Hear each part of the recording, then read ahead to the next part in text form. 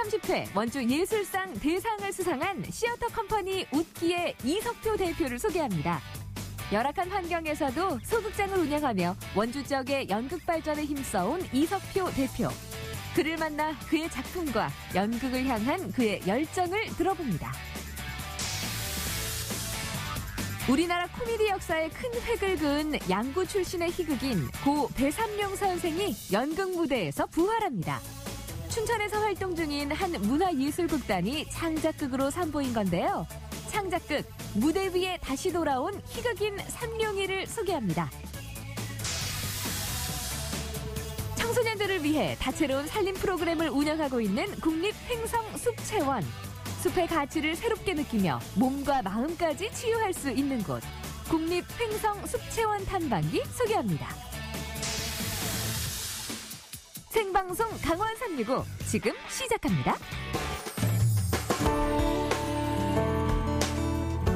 안녕하세요. 11월 19일 월요일 생방송 강원 365입니다. 오늘은 전국 대부분 지역의 미세먼지 농도가 나쁨 수준을 보였습니다. 이 미세먼지는 세계보건기구에서 규정한 1급 발암 물질이며 장기간 노출되면 몸에서 각종 염증 반응을 일으키는데요. 그런데 미세먼지에 특히 취약한 집단이 있습니다. 바로 어린이인데요.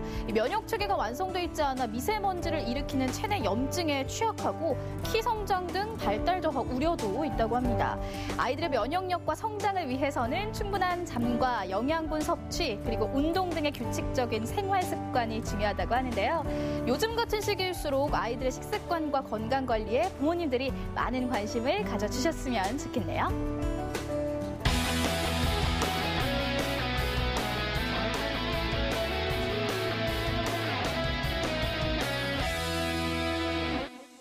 네, 생방송 강원 365 오늘 소식 전하기 위해서 박경윤 리포터가 함께 자리했습니다. 어서 오세요. 네, 안녕하세요. 똑순이 리포터 박경윤입니다. 자, 미세먼지는요, 어린이들에게 굉장히 안 좋지만은요, 생방송 강원 365는요, 남녀노소 누구에게나 유익한 프로그램입니다. 온 가족 모두 끝까지 함께 해주세요. 네, 오늘의 첫 소식 박경윤 리포터가 전해주실 텐데 어떤 소식 들고 오셨나요? 네, 오늘 소개해드릴 분은요, 굉장히 멋진 남성분인데요. 연극과 오랜 시간을 함께 하신 대표님을 한 분 소개해드리려고 합니다. 연극이요? 네. 연극하면 오늘 또 경윤 씨의 명품 대사 볼 수 있는 건가요? 어떻게 한번 해드려요? 또 연기 또 일가견이 있잖아요, 제가. 마음만 고맙게. 알겠습니다. 네, 마음만 고맙게 가도록 하겠습니다. 그럼 연극 소식이라면 뭐 연극하시는 배우분을 만나고 오신 건가요? 배우일 수도 있고요. 네. 작가일 수도 있고요. 뭐 조명을 설치하시는 분일 수도 있고요. 멀티플레이어라고 할 수가 있습니다. 연극의 불모지라고 할 수 있는 이 원주에서요. 극단을 꾸려 나가시고 있는 대표분을 만나고 왔거든요. 정말 멋진 분이세요. 지금부터 바로 화면으로 만나러 가보실게요. 네가 감히 어떻게 나한테 이럴 수가 있어? 용서하지 않겠어. 감독님 어디 가세요? 감독님 저 아닌 줄 알았어요. 연기인 거예요, 연기. 저도 깜짝 놀랐잖아요. 제가 만나러 갈 이분은요, 이 지역의 연극 발전을 위해서 30년 가까이 이 한 몸을 그냥 바치신 분이라고 합니다. 인생이 연극인 그분을 만나러 지금부터 저와 함께 출발해보자고요. 무서워요, 경윤 씨. 자, 정이 너무 컸나요? 자, 바로 한번 가보시죠. 자, 원주의 한 소극장입니다. 배우들의 연극 연습이 한창이었는데요. 오늘 주인공은 어디 계실까요? 자, 여기 정말 많은 분들이 지금 연습을 하고 계시거든요. 수영의 단종신, 단종대왕신 어린 조카님을 위한 축제를 시작할 것이다. 어서 부관을 울려라. 깜짝이야. 말 걸기가 어려웠어요. 아니, 혹시 이석표 대표님 맞으신가요? 아, 예, 맞습니다. 반갑습니다. 네, 반갑습니다. 원주 연극의 산 증인 30여 년 가까이 40여 편의 작품에 참여해온 극단 대표님, 제가 이렇게 연습하는 광경을 딱 지켜보니까 대표님의 정체가 일단 궁금해지더라고요. 그리고 저의 정확한 포지션은 배우입니다. 또 연출 공부를 하게 됐고 공동 창작을 하다가 글을 쓰게 되고 1인 몇 역을 하고 있습니다. 그래서 이 상을 수상하신 게 아닐까라는 생각이 들었습니다. 자, 이번에 원주 예술상 대상을 수상하셨다고 들었습니다. 축하드립니다. 빵빠레 터져야죠. 그럼요. 열심히 계속해서 연극 작업을 하라는 그런 말씀으로 제가 듣겠습니다. 축하합니다. 네, 대상을 축하합니다. 깜짝 몰랐나 봐요. 진짜 너무너무 깜짝 놀라시더라고요. 빰빠람빠밤빰빰. 우리 이렇게 극단 단원분들께서 아주 그냥 깜짝으로 준비를 해주셨어요, 대표님. 무지하게 좋습니다. 너무 쑥스러우시더라고요. 대표 같은 경우는 참 우리 그 원주가 연극이 참 불모지다시피 한 지역에서 사비를 들여서 극단을 운영을 수년째 해오고 있고요.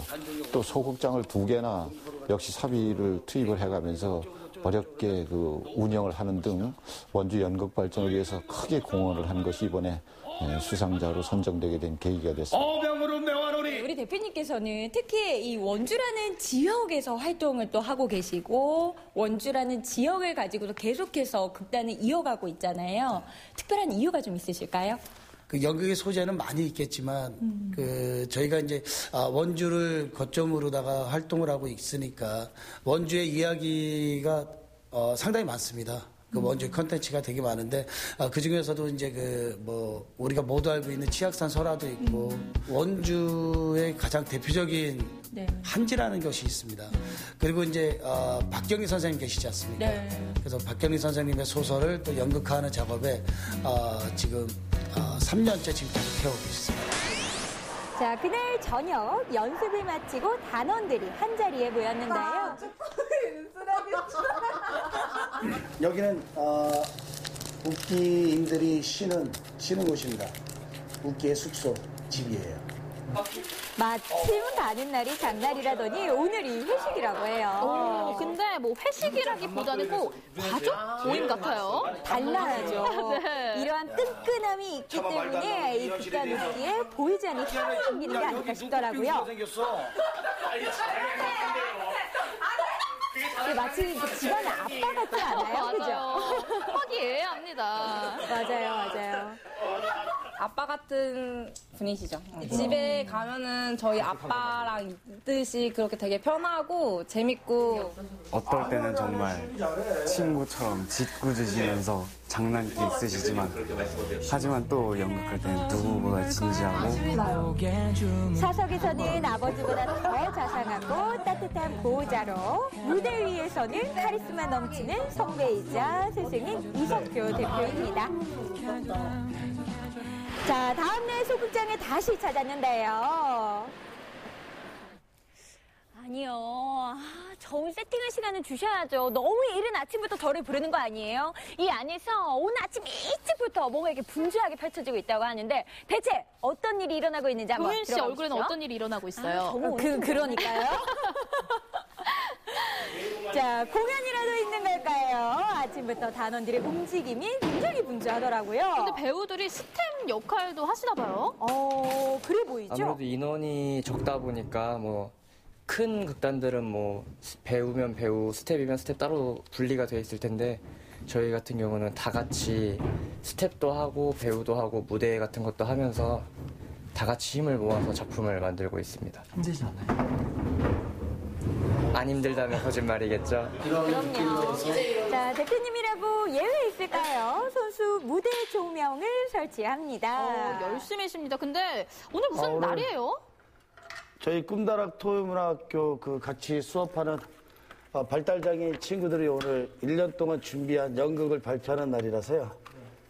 그래서 준비하고 있습니다. 극단 웃기와 발달장애 아동들이 함께 만드는 연극 활동 세러데이 펀입니다. 우리 아이들이 무대 위에서 멋진 재능과 끼를 발산할 수 있도록 단원들을 하나부터 10까지 손과 발이 되어주는데요. 생각 안 했고 배우가 배우만 하는 게 아니라 조명 같은 경우에는 제가 이제 조명이 켜다 보면은 이쯤 들어왔으면 내가 조명이 어느 정도 들어왔겠다 이런 걸 좀 알 수 있어서 스텝 같은 일도 같이 병행해서 해주면은 좀 더 좋고.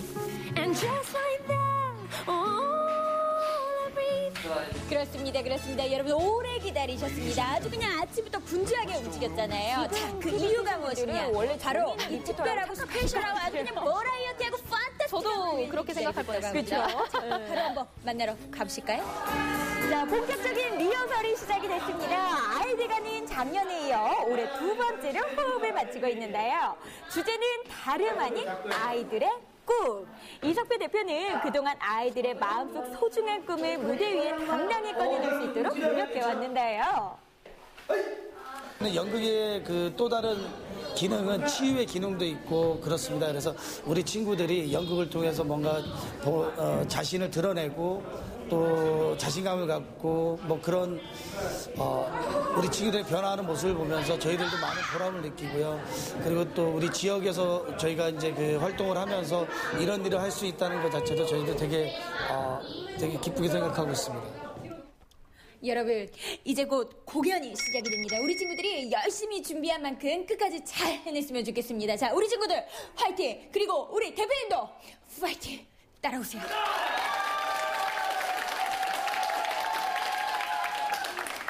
자, 나오지 마.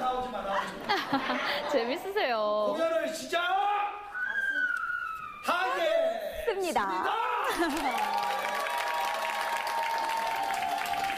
서로의 어깨에 손을 얹고 떨리지만 한 발 한 발 무대 위로 발을 내딛는 친구들. 아이들은 그동안의 노력과 땀을 무대 위에 불어넣습니다.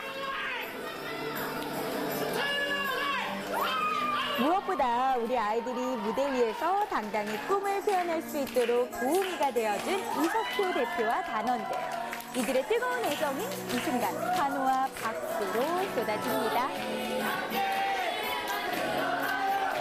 아름다운 세상. 아름다운 하모니죠?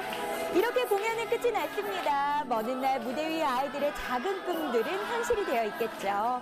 그리고 어려움 속에서도 꿋꿋이 극단을 이끌며 지역민들과 소통하는 이석표 대표의 연극 사랑도 더욱 단단히 뿌리를 내릴 겁니다.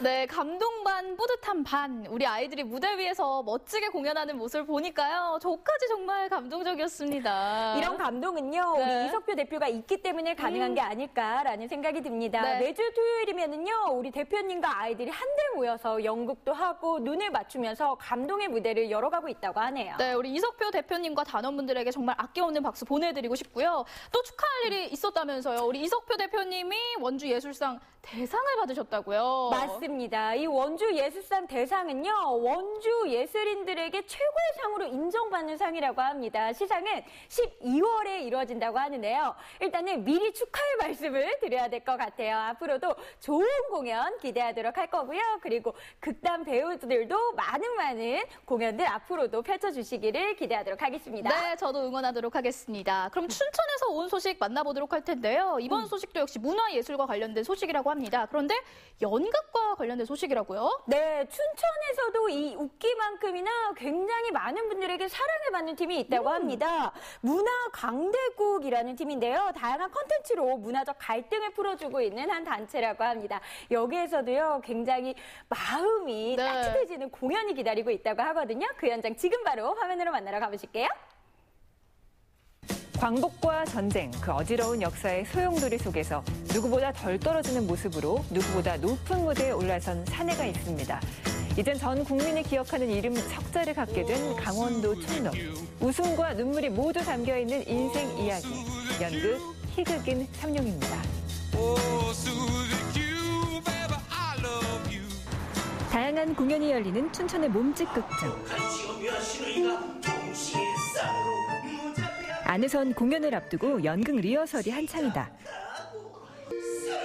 초연을 앞둔 이 작품은 춘천 출신 코미디언 배삼룡의 이야기를 그린 희극인 삼룡이.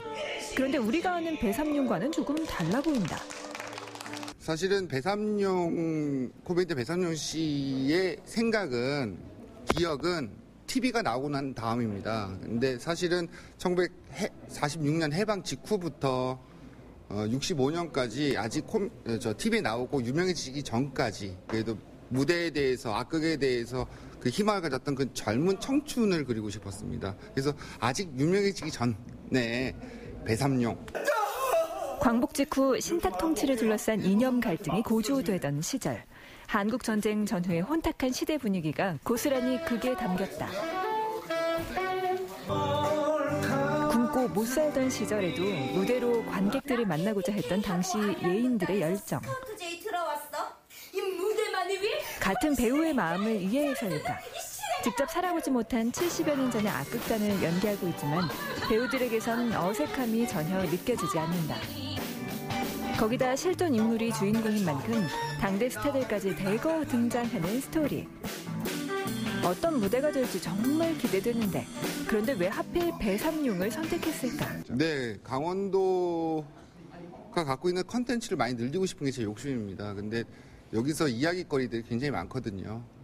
그 중에서도 저희가 지금 4년째 하고 있는 게 강원도에 계신 예인분들의 자치들을 좀 따라가고 있습니다. 그래서 강원 지역 예술인들이 모여 만드는 만큼 강원도 특유의 색채가 진한 작품들을 선보여온 문화 강대구, 강원도 작가의 소설을 원작으로 한 연극, 강원도의 역사 인물을 소재로 한 마당극 등 1년에 한 편씩 강원 고유의 공연 콘텐츠를 제작하고 있다.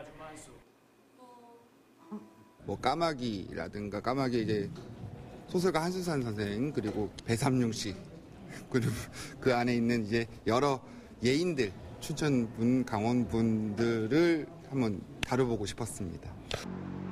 어느새 저녁이 되고 공연 시간이 점점 다가오는데 분장실은 영락없는 1946년 옷차림과 헤어스타일을 과거로 되돌렸으니 이제는 마음도 타임머신을 타고 과거로 보내야 한다.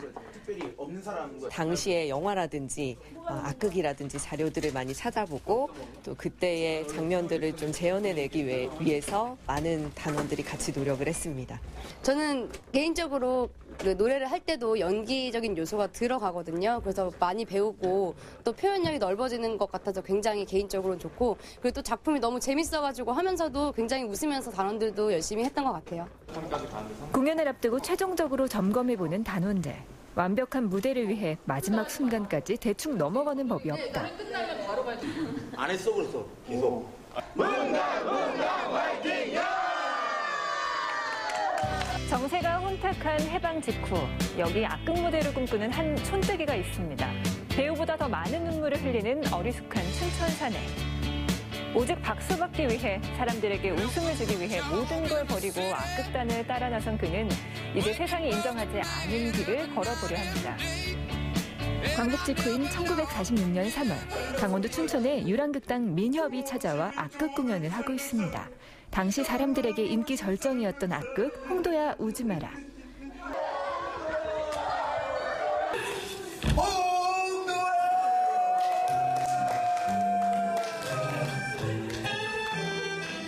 가슴 절절한 악극에 눈물바다가 된 객석. 그 감정에 부채질하는 구슬픈 노랫소리까지. 시대적 한을 품고 있던 춘천 주민들은 너도 나도 어울려서 춤을 추며 잠시 위안을 얻는데요. 그중 유별난 관객 한 명이 악단장에게 다가옵니다.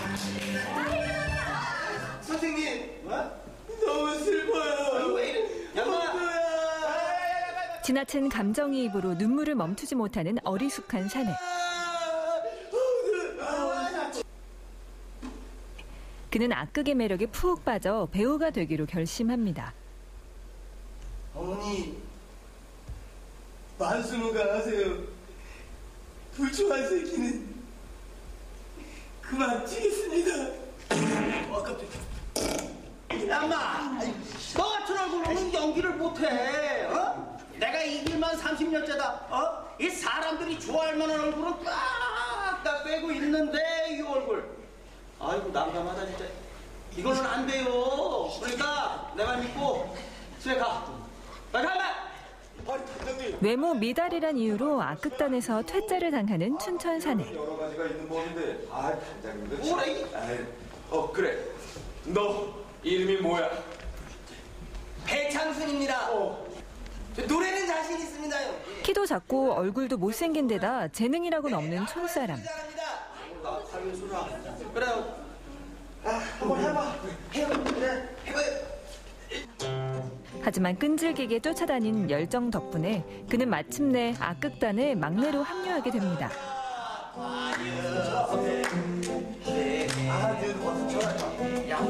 잘한다. 야마 이게 무슨 노래야? 야야야야.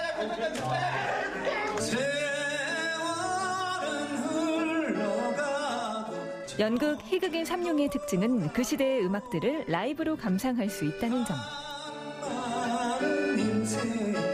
그래서 게다가 이제 1945년부터 저희가 65년까지 다루는데 그때 시대에 맞는 음악들을 계속 다 그리고 그 주제와 이 드라마에 맞는 음악들을 선별해봤습니다. 또 라이브로 들으시면 너무나 기분 좋으시지 않을까 싶습니다.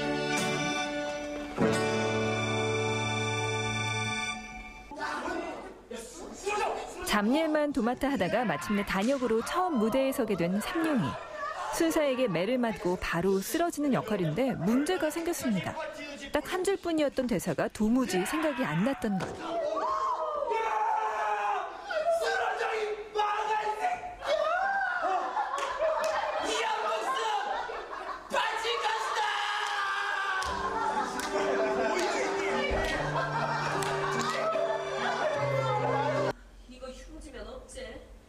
자기 대사 한 줄을 하겠다고 극을 망쳐버린 삼룡이를 인기 여배우 화자만이 이해해 주는데요.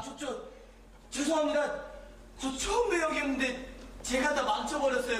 저 같은 놈한테 이렇게까지 해주시. 너무 걱정 말아요. 난 배 씨가 왜 한 번에 쓰러지지 않고 버텼는지 알 것 같아요. 더 이상 극단을. 하지만 꿈을 펼치기도 전에 한국 전쟁이 터지며 극단 민협은 해체하게 되고 삼룡은 이제 그만 고향으로 돌아가라는 말을 도저히 받아들이지 못합니다. 최악의 상황에서 오히려 드러나는 삼룡의 강한 의지. 늘 힘없이 비실거리던 막내는 사실 누구보다 강하게 꿈을 쫓아 달려가던 자네였던 겁니다. 우리 단장님 말처럼 삼룡은 우스꽝스러운 자신의 단점을 감추지 않고 오히려 그 모습으로 당당하게 무대에 서겠노라 결심하는데요. 발목이 깨지면 무릎으로 설 거예요. 무릎이 깨지면 엉덩이로 서고 귀를 감기면 고개 아주 빳빳해질 거라고요. 무대에서요. 민협 해체 후 육군 군예단, 장미 악극단 등 여러 극단에 몸을 담으며 희극인으로 성장한 삼룡. 무려 20년의 세월이 흐른 뒤 그는 처음 자신이 극단에 따라 나섰던 춘천에 공연을 오게 됩니다. 하지만 더 이상 예전과 같지 않은 악극의 인기. 악착같이 살아온 지난 우여곡절의 세월이 그의 머릿속을 스쳐가는데요. 내가 그 춘천 출신인데 아이 춘천 사람들은 어디다 고구마 키로 갔나 배추 키로 갔나.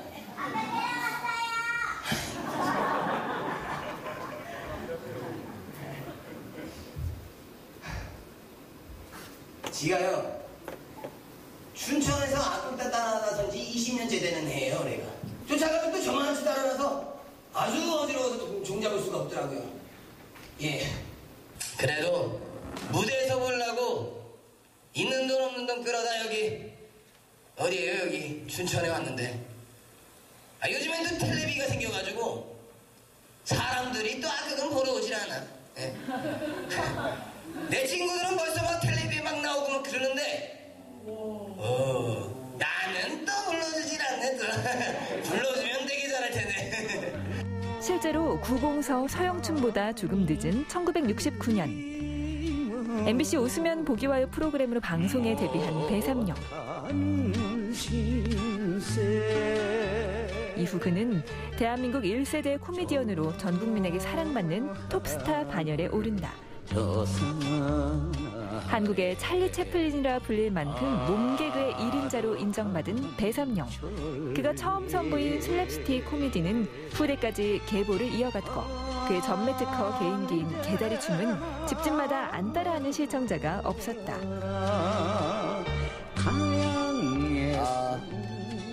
좀 잘난 척 좀 해서 100%에 제가 조금 더 표현을 잘해가지고 120%라고 생각하는 거 있습니다. 예. 그래서 보러 오시면은 배삼룡 선생님 모습 보시면은 배삼룡 선생님 모습뿐만 아니라 그리고 제가 가지고 있는 다른 모습들도 또 다른 배삼룡 선생님의 모습들이 또 보여질 거라고 생각하기 때문에 100% 이상 나오지 않을까 하는 생각합니다.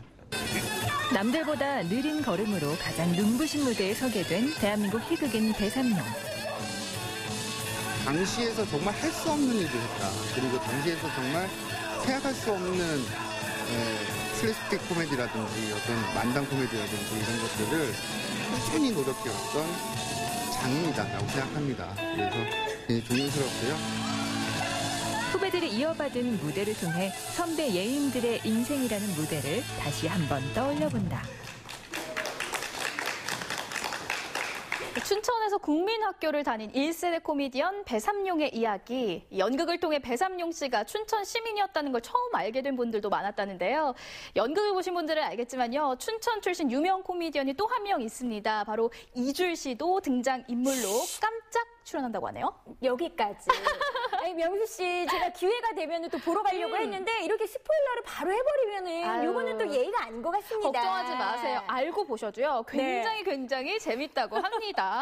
그리고요, 이 연극 희극인 삼룡의 뮤지컬처럼요. 당대 유행했던 많은 노래와 신나는 댄스 퍼포먼스로 채워져 있다고 합니다. 그리고 무엇보다도요. 이 노래를 모두 다 라이브로 한다고 해서 굉장히 현장감이 넘친다고 하네요. 야, 정말 재미있을 것 같습니다. 사실 이 연극에 악극이 등장을 하잖아요. 이거야말로 정말 현대적 악극이다라는 생각이 드는데요. 후배분들이 이렇게 맥을 이어서 대대로 공연을 하니까는요. 진짜 대단하다라는 생각마저도 들게 되더라고요. 네, 앞으로도 다양한 강원도의 소재들로 강원도 특유의 콘텐츠를 만들어갈 다원예술단체 문화강대국, 전국적으로 강원예술의 힘을 보여주시길 기대하도록 하겠습니다.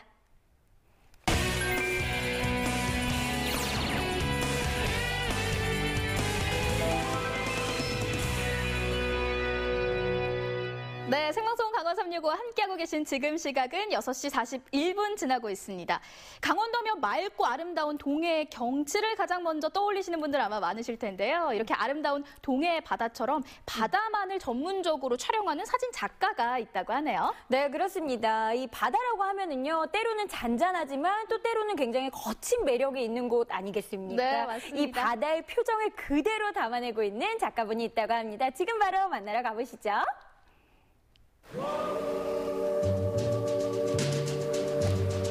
자, 오랜만에 이렇게 강릉의 바다에 나왔습니다. 참 바다는 언제 봐도 멋있죠, 그죠? 제가 생각할 때 이 바다는 말이죠. 매 계절마다, 짧게는 매 시간마다 자주 바뀌는 것 같아요. 느낌이며 분위기며 색깔이며 깊이며 무게며, 그렇죠? 자, 과연 이렇게 달라진 바다가 과연 사진 속에 담기면 어떤 모습으로 보여질까요?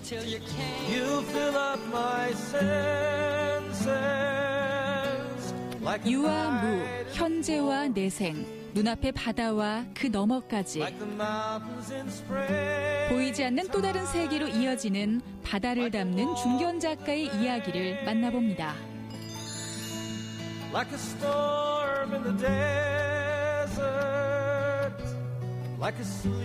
네, 저 뒤쪽에 있는 저분이 말이죠. 오늘 제가 만나볼 바로 주인공입니다.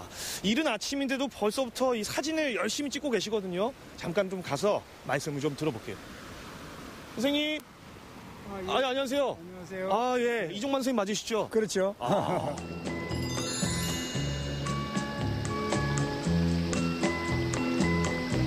사진과 함께 인생을 살아온 이종만 작가.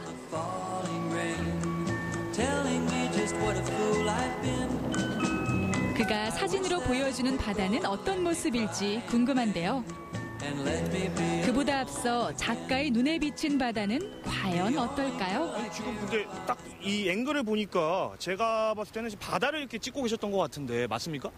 바다를 찍은 지가 벌써 아마 꽤 오래됐죠. 그리고 뭐 사진 배울 때서부터 바다 찍기 시작했으니까 물론 그 중간에 뭐 숲도 찍고 뭐 여러 형태를 찍었지만 바다는 아마 제 평생의 아마 테마로 주 테마로 여기가 온 것 같은 생각이 들어져요. 네, 바다. 예.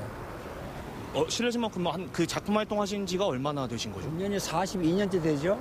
네, 42년째 됩니다. 42년이요? 제가 올해 지금 30살이거든요. 야, 제 나이를 훌쩍 넘긴.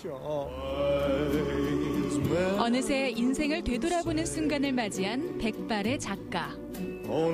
처음부터 자연을 찍었던 건 아닙니다. 초창기 주로 다큐멘터리 사진을 찍었던 주인공은 세월이 흐름에 따라 사실적이고 객관적이었던 풍경 대신 자연의 순수 사진을 앵글에 담습니다.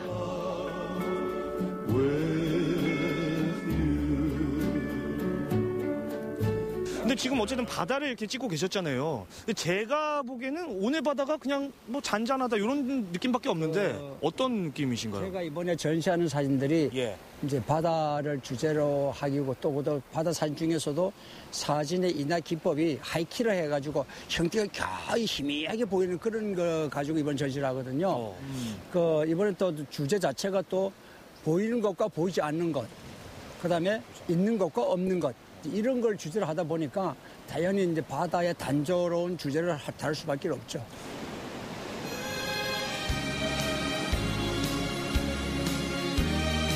눈에 보이는 그리고 그 너머의 모습까지 깊이를 가늠기 힘든 자연의 모습을 포착하는 사진가의 작품이 더욱더 궁금해집니다.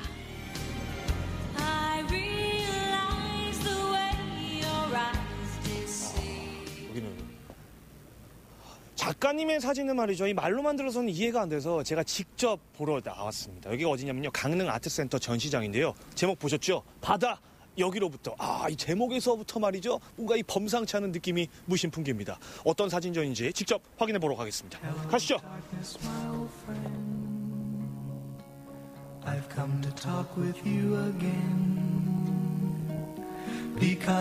단순한 듯 보이는 바다의 맑은 민낯. 단순한 듯 빛이 바랜 듯 흑백의 필름 속 회색 바다는 더 많은 색감과 더 많은 이야기를 담고 있습니다. 마치 전통 수목화를 연상시키는 바다. 간결함 속의 외침, 유한한 것과 존재치 않는 것의 공존.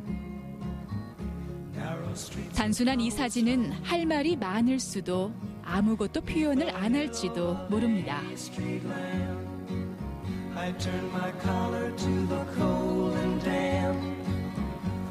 드디어 이종만 선생님의 작품을 제 두 눈으로 이렇게 보는 영광을 누리게 됐습니다. 선생님 감사합니다.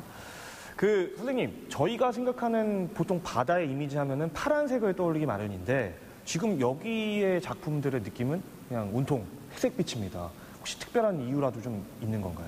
사진을 표현하는 방법 중에 사진을 피사체 그대로 보고 표현하는 방법, 조금 전에 말씀하신 그거고 그걸 피사체를 이용을 해서 재해석하는 방법이죠. 나름대로 자기의 뜻과 사상을 가지고 재해석하는 방법인데 제가 이렇게 그레이로 하는 그 이유 중에 하나가 그레이라고 하는 것은 흑색과 백색의 중간쯤 있는 색이거든 사실은요. 그러면 조금 밝은 쪽에 가는데 이건 저희 신앙적인 것하고 조금 관계가 있습니다.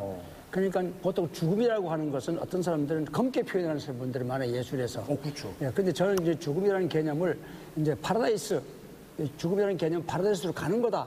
이런 개념이다 보니까 어떻게 표현하는 것이 아니고 조금 이제 밝게, 화려하게 이렇게 표현하게 하는 건데 그 대상을 이제 바다를 이제 선정을 한 거죠. 바다를 선정한 것은 그 저번에 보면, 들여다보면 입구에 바다 저편에서 한 사진이 걸려 있습니다. 저기 7년 전에 전시한 거거든요. 그때는 어떤 하늘에서부터의 어떤 메시지가 이쪽으로 온다. 그래서 이제 그 수평선이 안 보이는 안개자욱한 바다를 많이 표현했어요. 근데 그렇게 했는데 그 전시를 하고 났는데 계속 이것이 뭔가를 내가 표현 덜 하고 있다 하는 그런 기분이 들었어요.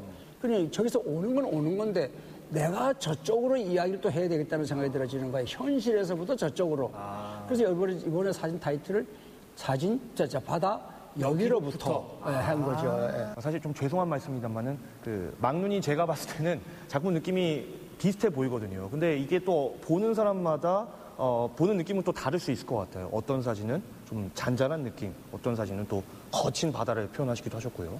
이게 보시는 분마다 이렇게 다르게 보시기도 하죠. 이거는 전체가 하나의 시리즈 사진이죠.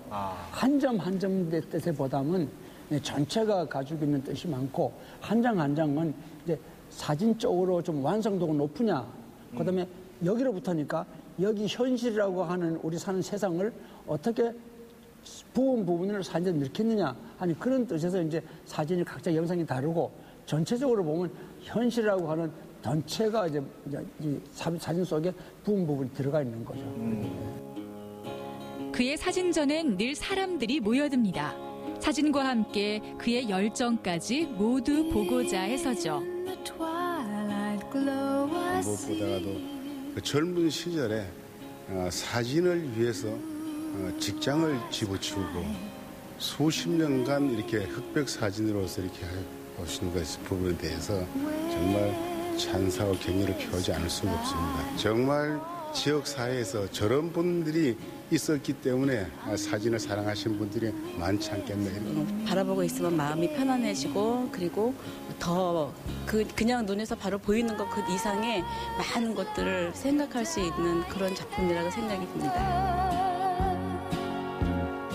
평생 이종만 사진가를 흔들었던 두 가지, 사진과 신앙.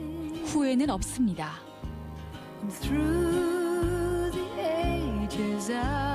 내가 가지고 있는 바다의 의미는 그 사진에서 내 사진첩을 끌고 가는 그냥 메인 파트너이다 생각하면 됩니다. 네. 그러니까 다른 피사체를 앞으로 계속 찍지만 내 작품 세계 언저리에는 항상 바다가 깔려있다. 그리고 그것을 쉽게 할 수 있는 그런 이유 중에 하나가 내륙이나 서울 사람들이 여기 올라가면 힘들지만 나는 눈만 뜨면 바다를 보니까 그러니까 그걸 쉽게 만나고 쉽게 대화할 수 있는 좋은 조건을 가지고 있기 때문에 아마 앞으로라도 계속 바다가 내 앞으로 사진 세계에도 계속 베이스를 깔고 가지 않겠나라는 생각이 들었습니다. 자, 그러면 작가님이 이제 앞으로 어떤 작품 활동을 하실지가 좀 기대가 되기도 하는데요. 어떤 작품들 앞으로 이제 보여주실 건가요? 많은 분들이 그 얘기를 해요. 이제 나이도 드셨고 할 만큼 다 해보셨는데 앞으로도 뭐 하고 싶으세요? 뭐 이렇게 질문을 많이 받아요. 그런데 제가 이런 질문을 받아 조금 당혹스러운 게 되게 보통 하는 사람은 내가 뭐 찍겠다고 저거 연구하고 책도 보고 이러거든요. 저 같은 경우에는 좀 이렇게 좀 어떻게 보면 좀 맹랑하고 막연한 얘기인데요. 하여튼 그분이 인도한 대로 간다 그럴까? 뭐 하여튼 그러한 식의 작품 활동을 지금까지 해왔으니까 앞으로도 뭐 그렇게 가야 되겠죠? 풍경을 바라보고 카메라에 담고 사진을 제자들에게 가르치기까지 그는 어쩌면 우리의 인생 선배로서 삶의 이치를 가만가만 셔터를 누르고 인화지를 매만지며 전해주는 것일지 모릅니다.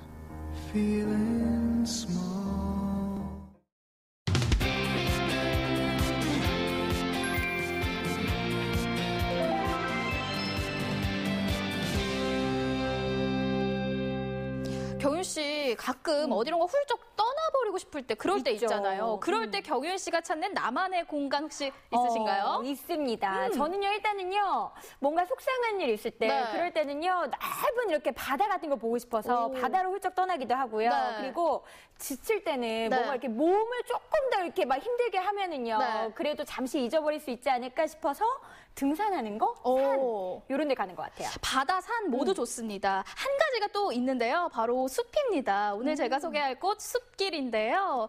이번에는 비가 내리는 늦가을의 숲속으로 함께 떠나볼까 합니다. 쉬어가기 좋은 푸른 숲, 국립 횡성숲체원을 소개합니다. 숲속을 걸어요. 산새들이 속삭이는 길. 자, 오늘 또 왜 이렇게 시작부터 제가 마구 들떠 있냐고요? 바로 이 피톤치드 가득한 숲속에 와 있기 때문인데요. 지금부터 이 가을의 낭만적인 숲속에서 함께 즐기는 힐링 타임 시작하도록 하겠습니다. 함께 들어가 보시죠. 숲속을 걸어요. 걷기만 해도 스트레스가 풀리고 몸과 마음이 상쾌해지는 곳. 언제든 쉬어가고 또 배워갈 수 있는 곳. 신비로운 가을 숲속으로 지금부터 함께 떠나볼까요? 숲, 어디까지 가봤니? 가을비가 단풍잎을 촉촉하게 적시던 날, 횡성 숲체원을 찾았습니다. 비 덕분에 한층 더 진해진 흙냄새와 고즈넉한 풍경이 늦가을의 분위기를 더했는데요. 깜짝 추위마저 무색해질 만큼 아름다운 이곳. 낙엽과 비의 만남은 또 다른 운치를 자아냅니다. 그야말로 한 폭의 그림 같죠? 바다도 있고 좋은 데 많지만 이 숲이 좋은 이유, 숲의 매력 어떤 게 있을까요? 숲은 아무래도 사계절이 다 뚜렷하기 때문에 계절의 변화를 계속 느낄 수가 있다는 게 참 매력적인 곳인 것 같습니다. 사실 우리나라에 숲이 좀 많잖아요. 네, 좋은 숲들이 많은데 그럼에도 불구하고 횡성숲체원의 어떤 특별한 매력과 그리고 횡성숲체원은 정확히 어떤 곳인지 소개 좀 해주세요. 네, 횡성숲체원은 다른 곳에서 좀 느끼기 힘들 풍경들이 있는데요. 여기는 해발 한 900고지 정도 돼서 웬만한 산 정상 높이라고 보시면 돼요. 그래서 저희가 힘들게 등산을 해서 꼭대기를 가는 게 아니라 차를 타고 와서 그 꼭대기의 풍경을 즐길 수 있다는 그런 장점이 있고요. 네, 저희 숲체원 같은 경우는 낙엽송이라는 그런 나무가 굉장히 많은데, 네, 그 나무는 지금 낙엽이 지는 소나무라고 생각하시면 돼요. 그래서 낙엽이 매년 떨어져요. 그렇기 때문에 지금 밖에 보시면 주황색으로 보이는 이런 풍경들이 지금 낙엽이 이제 날리는 풍경을 볼 수가 있고요. 사실 제가 여기서 근무하게 된 매력적인 포인트가 지금 저 나무입니다. 아, 지금 저 나무 때문에 반해서 여기서 근무를 하시겠다는 건가요? 네네, 그렇게 됐더라고요, 제가. 돈 따라오신 건 아니죠? 아니에요. 아니, 근데. 이 낭만과 순수함이 절실한 이 남자. 오늘 숲속에서 영웅 씨 마음의 묵은 때까지 싹 벗고 갈 수 있겠죠? 마침 오늘의 손님들이 도착하면서 본격적인 숲 체험에 나섰는데요. 이게 갑자기 가을답지 않게 비가 많이 내리고 있습니다. 그래도 오늘 이 체험하러 오신 분들이 너무 활기차고 즐거워 보여서 저도 덩달아 에너지가 막 나는 것 같아요. 저도 이분들 따라서 오늘 한번 숲 체험 즐겨보도록 하겠습니다. 같이 가시죠. 야! 사람들에게 숲의 아름다움을 알리는 횡성 숲 체원. 저마다 부푼 마음을 안고 숲 탐방을 시작합니다. 궂은 날씨에도 해설가 선생님의 설명에 집중하는 사람들. 어느새 숲 이야기에 푹 빠져드는데요. 요거는요? 덜 따갑죠? 여기 오세요. 따가워요, 안 따가워요? 따가워요. 이거는요? 따가워요. 이것도 따가워? 따가워요. 덜 따갑죠? 자, 선생님, 둘 다 따갑다는데요? 이거 따가워요. 나 둘 다 따가운데. 둘 다 따가운 게 맞네. 원래 안 따가워야 되는 거 하나는? 자, 나무가 부드럽고 오래 가서 옛날에 산소에다 많이 심었어요. 산소. 네, 산소에다가. 네. 산소에다 많이 심었어요. 그래서 요거는 이제 주목을 해갖고 요거는 나무 결이 상당히 곱고 예쁘고 그래서 가구로 많이 사용해요. 가구로. 그래 이런 차이가 있습니다. 모르면 그냥 지나쳤을 것들도 알고 보면 보이죠. 그동안 무관심했던 풀과 나무에 대해 차근차근 배우다 보면 숲의 매력을 100% 느낄 수 있습니다. 1년에 한 번씩 오시는 건가요? 예, 지금 저희가 4년 지금 동안 계속 오고 있습니다. 그렇군요. 이 4년째 오고 계신데, 아니, 계속해서 4년마다 여기 찾아오신 이유가 뭐예요? 이 숲의 매력이 뭔가요? 예, 아무래도 저희가 이제 성인 직접 장애인 시설이다 보니까, 성인이다 보니까 매일 일을 해요. 근데 이제 자연에 와서 자연과 함께 저희가 이제 나누고 선생님, 숲 해설가 선생님 또 여기 진행하시는 선생님들하고 프로그램을 하면 정서적으로 조금 힐링을 맛보고 들어가서 삶의 활력소를 좀 느끼죠. 시설의 소외감도 좀 배제가 되는 듯 하고요. 그래서 우리 사업 중에 친구들이 제일 선호하는 저희 프로그램인 것 같아요. 그래요? 이걸 되게 좋아하시는구나. 예. 사람들은 숲이 품고 있는 다양한 생명들을 보고 듣고 느끼면서 삶의 활력들을 얻어갑니다. 새콤달콤한 오미자도 맛보고요. 어린 시절 추억 속 피리까지 만들어 보는데요.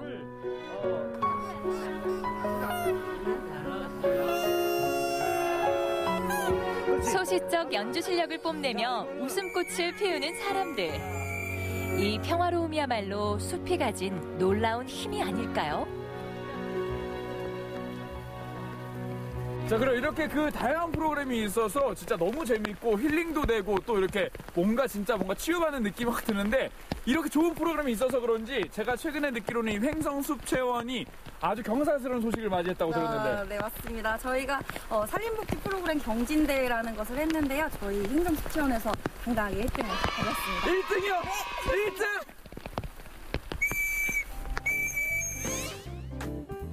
이번 경진대회에서 최우수상을 수상한 횡성숲체원의 프로그램은 대안학교 청소년들을 위해서 개발됐는데요. 숲을 통해 행복을 느끼고 사회성을 키운 우리 아이들. 산림복지 프로그램으로는 처음으로 학교 정규 교과에 편성됐다고 하니 학생들의 반응과 인기를 짐작할 수 있겠죠. 이렇게 숲은 말 그대로 살아있는 교과서가 됐습니다. 시간이 흐를수록 빗방울이 점점 굵어졌지만 이 궂은 날씨를 헤치고 숲을 찾은 또 다른 손님이 있었는데요. 바로 경기도에서 강원도까지 먼 걸음을 한 동두천 중학교 학생들입니다. 각자 우비를 챙겨 입고 탐방에 나선 길. 기운 넘치는 모습이 벌써부터 한껏 들뜬 것 같죠? 나이테가 있다고 배웠잖아요. 배웠어요? 나이테가 있는 게 나무다라고 배웠죠? 자, 나무테가 있는 것은 우리나라 같이 춥고 더운 거, 그런 계절이 있는 나라에만 나이테가 있어요. 그래서 봄서부터 자라다가 겨울에 낙엽이 지면 고생을 하고 한겨울에 한 줄이 생깁니다. 그게 나이테 한 살이야. 맞죠? 그 열대지방에 오르면 계속 나무가 자라기 때문에 나이테가 없습니다. 칠판 앞에서는 들을 수 없었던 이야기들. 시험에 나오는 것도 아니건만 그 어느 때보다 적극적인 우리 아이들인데요. 잃어버린 동심을 찾아서 영웅 씨도 아이들과 함께 했습니다. 어디 씹어내는 거예요? 여기 위에 부분 씹으세요. 어우. 아. 맛있다. 건강에 좋아요. 아이들이 여러 가지 느끼고 보고 배울 수 있는 건 숲이 아니더라도 많은 데가 있는데 꼭 이 숲을 선택하신 이유가 있다면? 요즘에 너무 이 과학 발달로 인해서 네네. 아이들이 핸드폰이나 컴퓨터에 너무 이렇게 쌓여 살고 있는데 이런 자연에 와가지고 많은 체험을 하게 되면 이 자연의 고마움과 이런 것들을 많이 느끼고 갈 수 있을 것 같아서 여기를 선택해서 왔습니다. 아, 그렇군요. 학교와 학원을 오가며 책상 앞에 앉아 공부하고 또 스마트폰, 컴퓨터 화면만 쳐다보던 아이들. 오랜만에 허리를 쭉 펴고 상쾌한 공기를 마시는데요. 가을비, 그리고 친구들과 함께한 오늘이 훗날 더 특별한 기억으로 남지 않을까요? 숲은 많은 이들의 추억 속에서 이렇게 살아 숨쉬고 있습니다. 자, 이렇게 다양한 프로그램들이 진행 중인 횡성 숲체험에서는 제1회 UCC 공모전도 지금 한창 진행 중이라고 하는데요. 이 멋진 횡성 숲의 모습을 또 기발한 아이디어로 함께 영상으로 담아냈다고 하니까 어떤 영상이 올랐을지 많이 기대되는데요. 파도 끝이 없는 숲의 매력을 알리기 위해서 횡성 숲체험에서는 제1회 UCC 공모전을 진행하고 있는데요. 오는 23일까지 누구나 참여할 수 있는 UCC 공모전. 색다른 이벤트와 함께 아름다운 숲을 더 재밌게 즐겨보는 건 어떠세요? 푸르른 숲은 현대인의 숨통을 틔워주는 자연의 선물이자 처방전입니다. 혹시 어디론가 훌쩍 떠나고 싶진 않으신가요? 지치고 상처 입은 당신, 언제든 치유의 숲으로 놀러오세요. 화면을 보니까요, 심신이 정화된다는 말이 무슨 뜻인지 알 것 같더라고요. 굉장히 좋아 보였는데 화면으로만 봐도 이렇게 힐링이 되는데 직접 가면 더 좋겠죠? 네, 그런데 제가 이 화면을 보면서 지영훈 리포터가 진짜 고생을 많이 했겠구나 맞아요. 이런 생각이 들었습니다. 사실 저도 같은 리포터 입장에서 이 비 오는 날 촬영하는 게 진짜 쉬운 일이 아니거든요. 뭐 PD님부터 감독님까지 리포터분 진짜 수고 많이 했는데 좀 부럽기도 해요. 맞아요. 저도 너무 부러워지더라고요. 다음번에는 저희도 같이 가보는 게 어떨지 이런 생각을 해봤습니다. 화면 보는 내내 저절로 마음이 편안해지는 게 머리 식히러 가기 참 좋을 것 같더라고요. 네, 아마 지금 저희 얘기를 들으시는 우리 PD님은 거짓말하지 마라 이렇게 겉에서 생각하고 있지 않을까라는 생각이 드는데요. 아무튼 이 UCC 공모전이요, 다가오는 금요일까지 접수를 받고 있다고 합니다. 이 숲체원에서 즐길 좋은 영상들, 재미있는 추억들 꼭 한번 접수해 보시기 바랍니다. 네, 오늘 준비한 소식 여기까지였습니다. 박경윤 리포터 오늘 어떠셨나요? 네, 오늘 제가 이 우리 지역의 웃기 극단 대표님에 대해서 소개를 해드렸는데요. 여러분 이제 날씨가 많이 추워졌잖아요. 밖에서 나들이 하는 것도 좋지만은요, 이렇게 우리 지역의 문화활동, 문화 소식들과 함께 즐거운 시간들 만들어 보시는 건 어떨까라는 생각이 들었습니다. 꼭 한번 만들어 보시기 바랄게요. 네, 오늘도 함께 해주셔서 고맙습니다. 네, 감사합니다. 근육테크, 근육연금, 근육저축이라는 용어가 요즘 유행입니다. 건강하고 활기찬 노년의 삶을 살려면 근육을 키우는 것이 연금, 재테크만큼 중요하다는 뜻일 텐데요. 실제 초고령 사회에 접어든 일본에서는 노인을 대상으로 한 근육 강화 사업이 한창이라고 합니다. 이 근육량이 줄수록 신경 조직이 감소되고 뇌가 수축해 치매 위험이 높아진다는 내용의 연구 결과도 있듯이 노년에 누워 생활하지 않고 자유롭게 활동할 수 있을지 여부는 젊을 때 근육을 얼마나 키워두었느냐에 달려 있는데요. 나이 들수록 엉덩이, 넓적다리 등 하체 근육이 많이 빠진다고 합니다. 평소 자전거 타기, 스쿼트, 계단 오르내리기 등의 하체 위주의 근력 운동과 단백질과 칼슘 섭취로 건강한 노년을 위해 근육을 저축해 보시기 바랍니다. 자, 오늘 준비한 소식 여기까지고요. 저는 내일 이 시간에 다시 찾아뵙도록 하겠습니다. 안녕히 계세요. 눈이 부신 아침 햇살처럼